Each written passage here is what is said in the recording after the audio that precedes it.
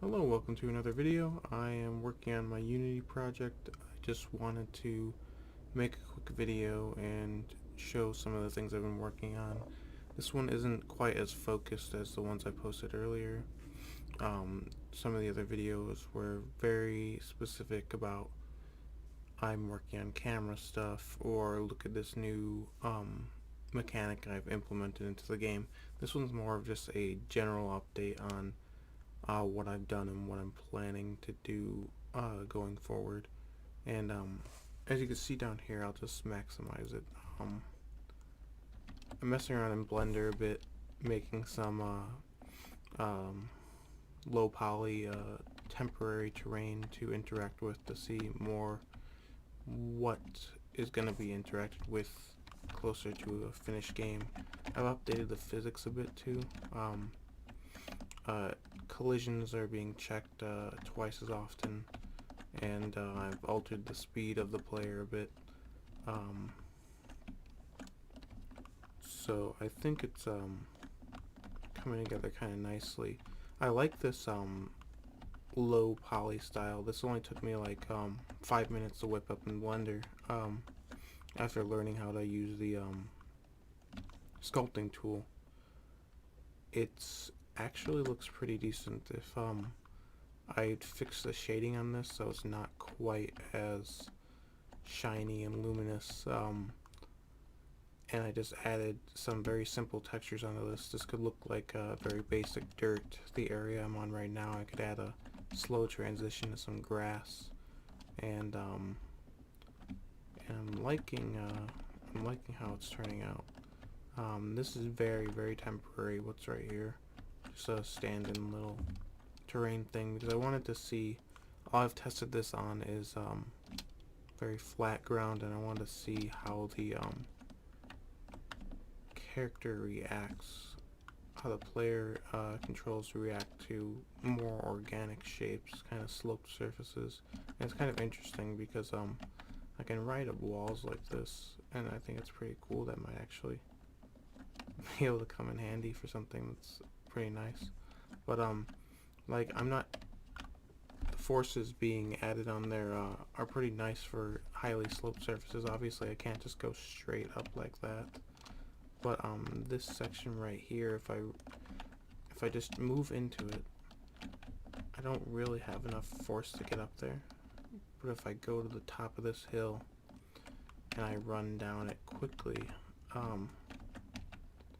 then it goes up there, and that actually works. The only reason these segments stopped following me just now is because I'm kind of working on the maximum amount of waypoints.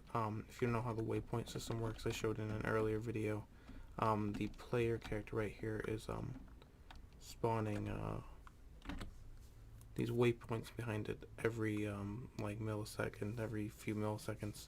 It's spawning these waypoints that the other body segments are following, and I haven't made that array quite dynamic enough yet that it won't run out of segments. It's constantly deleting behind and refilling it, but that's still in the works. But I like how this general area is turning out. I think it looks very good. But with this overlay that's currently over the screen in the top left, I think my shadow play display of the camera might be actually blocking it a bit, but it says CBT for current bug type there, and it says default. And if you've watched any of the earlier videos, you know that a part of the game is that you collect these bug characters and add them to the following. They follow the player around, they're added to the array, and you could use their abilities, but you have to switch to them first with number pad, not the number pad, the alpha keys. And so if I press 1, it's default. If I press 2, it's changing the B, but it's obscured there. But 3 is beetle, 4 butterfly, firefly, and so on, mosquito. If I spawn a spider segment, this black one here, now I could switch to the spider ability. And temporarily, how I have it in place, I showed that climbing ability, but just for proof of concept, I have mapped that specifically to the spider. So for some reason, as it is right now, the spider is the one that can climb. So if I have the spider selected in the top left, as you can see by the webcam, I can do the climbing ability.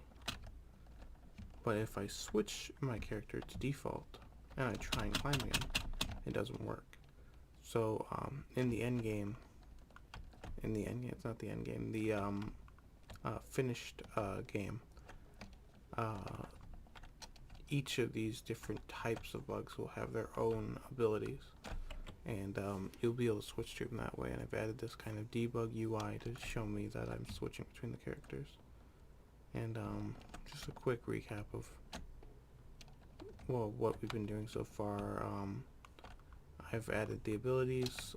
The abilities I have so far are this kind of climbing mechanism when I have the spider, but I'll probably change that to something else.